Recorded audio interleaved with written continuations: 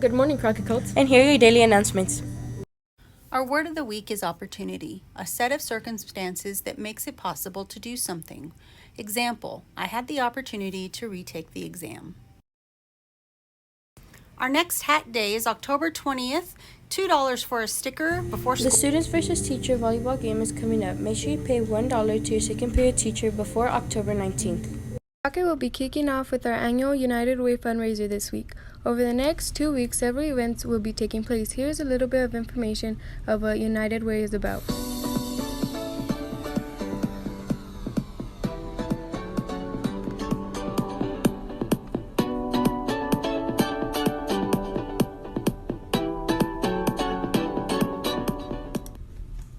In November 2017, they celebrated the 11th annual Home Walk, 5K run to raise funds and awareness for homelessness. Over the past 11 years, the event raised $8.6 million with nearly 95,000 participants.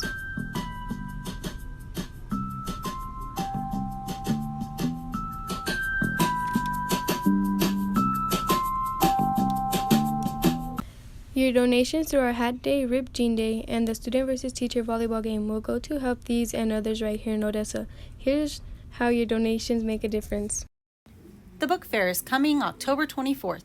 Hey, I'm Chad Wildclay. And I'm V Quaint. And we're the Spy Ninjas! We are so excited to have a new graphic novel coming out. Called Spy Ninjas Virtual Reality Madness. Inside this awesome graphic novel, you're gonna see familiar faces like Chadwell Clay, V Quaint, Daniel Gizmo, Regina Genera, and Malvin PZ9. First, you'll see the Spy Ninjas infiltrate an old Project Zorgo warehouse. We discover some virtual reality goggles. V and I put them on, but unfortunately they get locked onto our faces. Now we are trapped inside of a virtual reality world controlled by the evil hacker group Project Zorgo. Meanwhile, Daniel, Regina, and Melvin are back at the safe house trying to fend off hackers from attacking the house. To see what happens next, look for our graphic novel, Spy Ninjas Virtual Reality Madness, at your Scholastic Book Fair. And now a message from our counselors.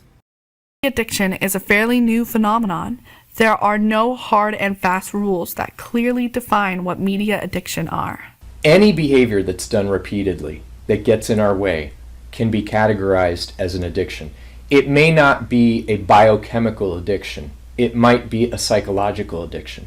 Social media falls into that category. If someone is so involved in social media that their life isn't functioning, they don't have friends, they're not participating in society, they're depressed, they think about hurting themselves, then absolutely social media can be an addiction. Are you being disciplined either at home or at school because of social media abuse, either on a smartphone or computer, or both? I think it's almost funny that this, like, the best form of punishment for parents nowadays is to take their kids' phone away, because that's the thing that affects us the most. But yeah, I've had it taken away, and I've had it taken away at school before for using it during class.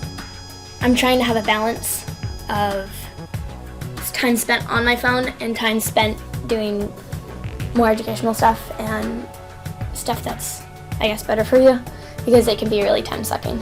They start being on it more because they get into it and they lose track of whatever they do. They don't pay attention to school, or they just on it too much. It can be the first thing in your mind while you're in class, because that's kind of what happens to me sometimes. I just post a picture and I'm in class and I'm just kind of eager to go back and see how many likes I got or how many comments I got. And the teacher assigns us some work out of the book, and no one does it, so we just go on our phones and we Snapchat other people, and we post stories of each other or what we're doing. You want to use it in class when you're not doing anything. It's I'll go on my phone, I'm gonna go check Twitter, I'm gonna go check something, but the teachers get really mad and they take it away, and so I've gone to take it away before. Put your phone down. You're having dinner with your family. I got in trouble. Sometimes my teachers didn't take away my phone, but they would remind me. And I told my parents what happened, and they got mad, and they didn't expect that from me, because they knew that I was really dedicated to my school, and they would take away my phone and didn't give it back. And when they took it away, I just felt weird. I couldn't I was all jittery. I couldn't function the same way. They took it for about a week, and I just didn't know. I just had to learn to just stay away from it, but it just kept on coming back. I wanted my phone. I tried to look for it, and just try to find it so I could use it again. During class, I would see my friends using their phones instead of paying attention.